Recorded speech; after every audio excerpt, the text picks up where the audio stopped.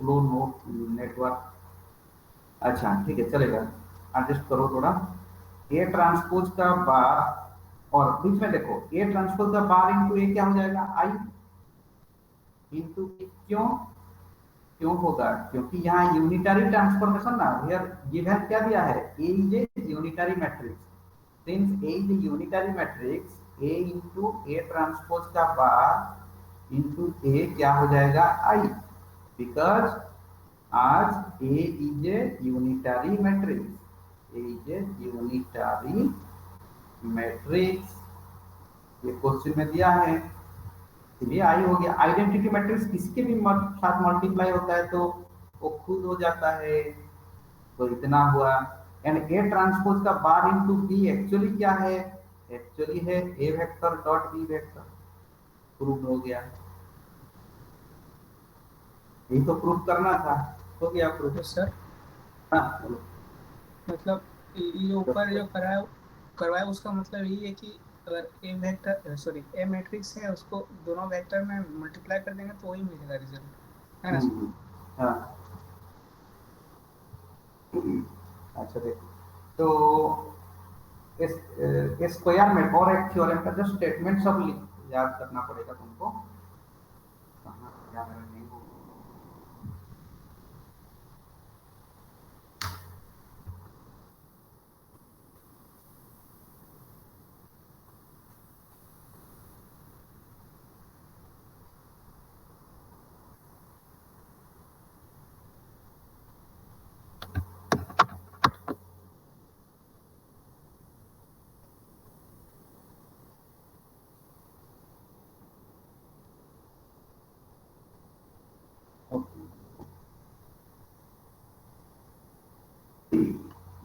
Then next statement actually theorem number 3 है ना, और एक थ्योरम का स्टेटमेंट, तो स्टेटमेंट सब याद रखना।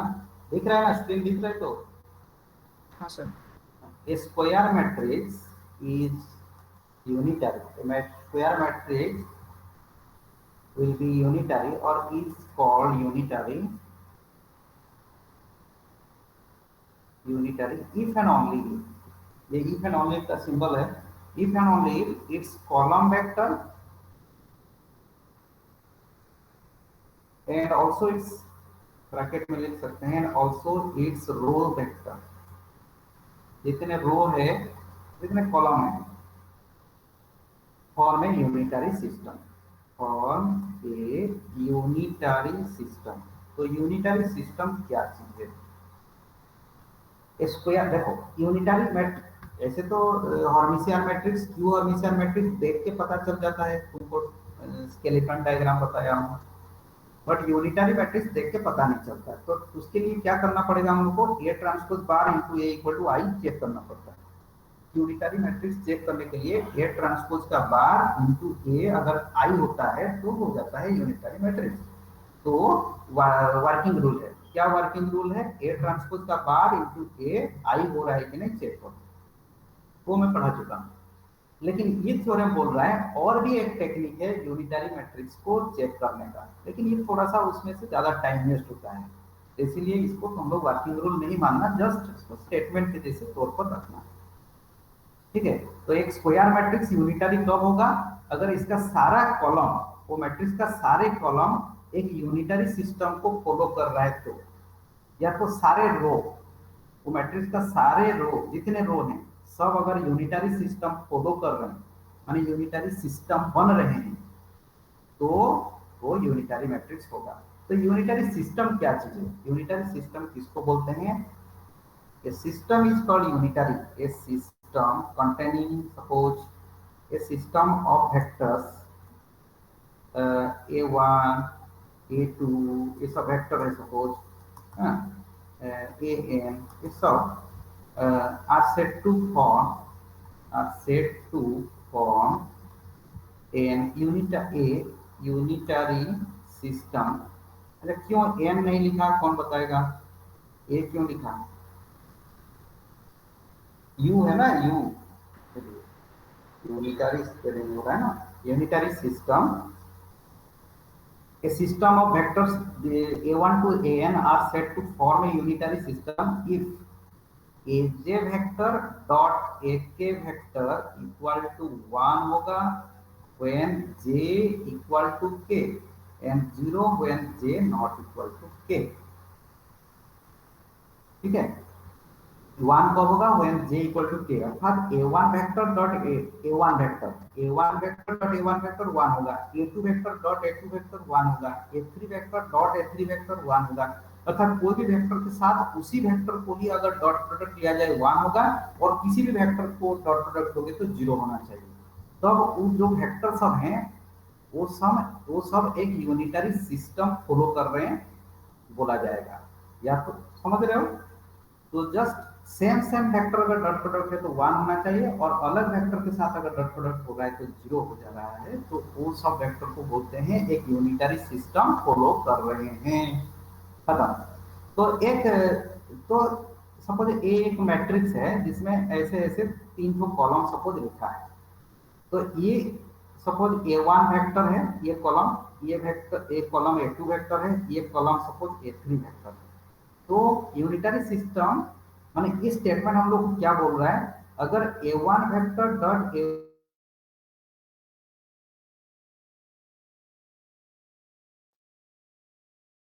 a3 वेक्टर भी 1 हो रहा है, एंड a1 के साथ a2 वेक्टर का जब डॉट प्रोडक्ट ले रहे हो तो 0 हो रहा है, a2 के साथ a3 का 0 हो रहा है, a3 के साथ a1 का 0 हो रहा है।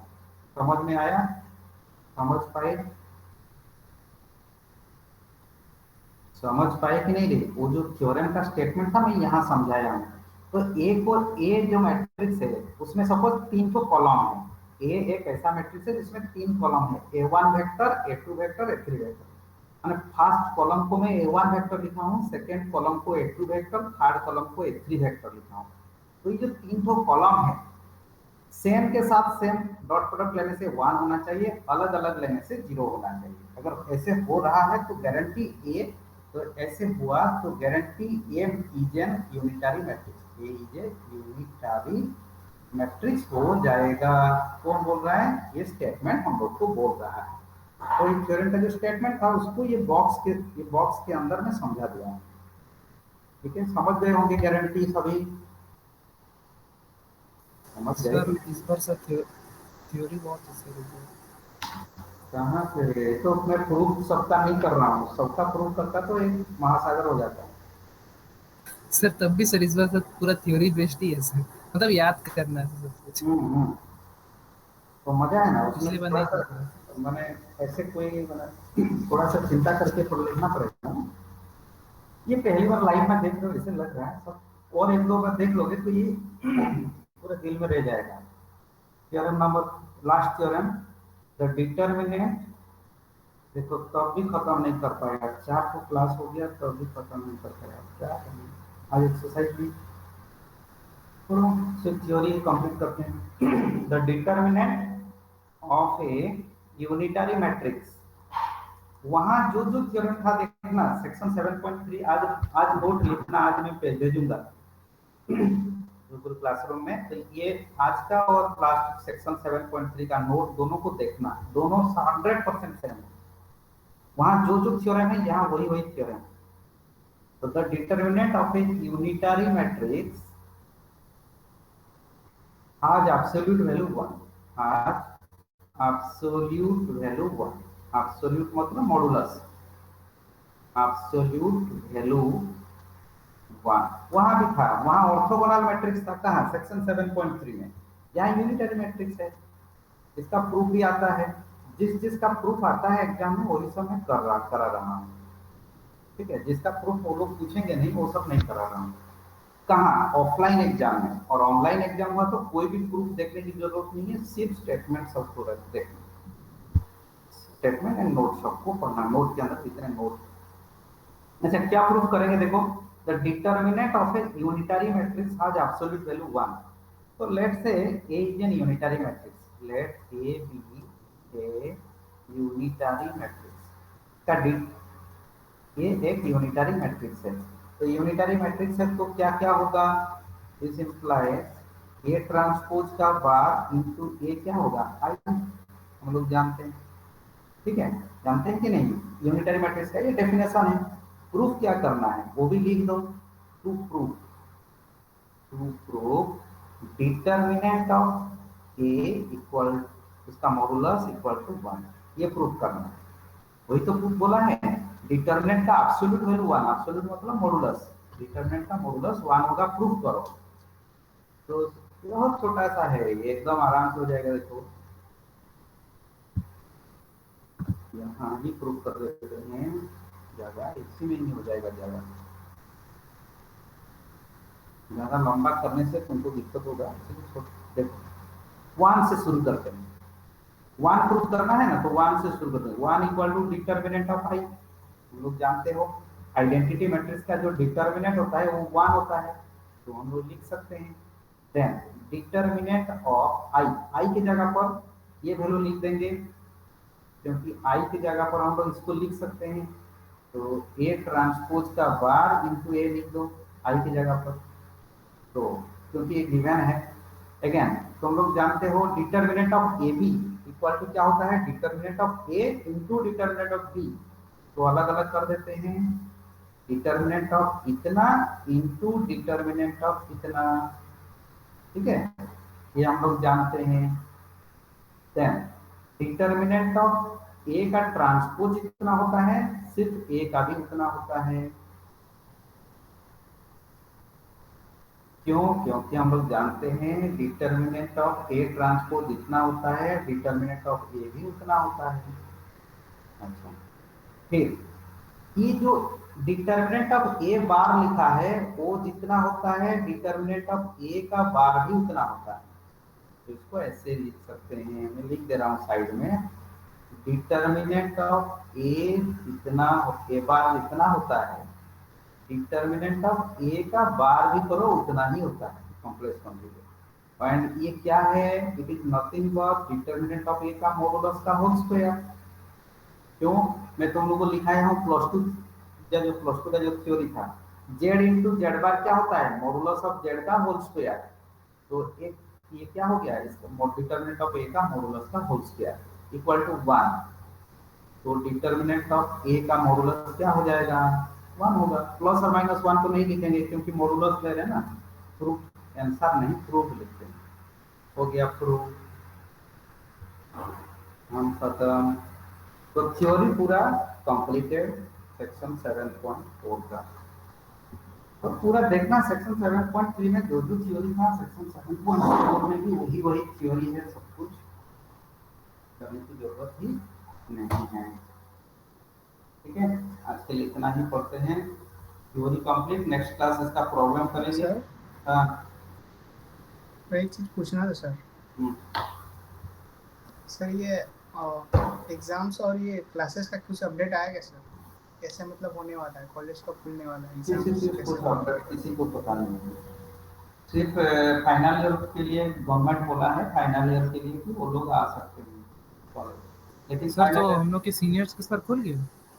नहीं नहीं, वो लोग आ सकते हैं, अभी कॉलेज वो लोग आ सकते हैं, बट उनके लिए पापा से मतलब गार्डियन से एक लिखा कर एक तो पेपर में अंडरटेकिंग कि यहाँ मेरे बच्चा जा रहा है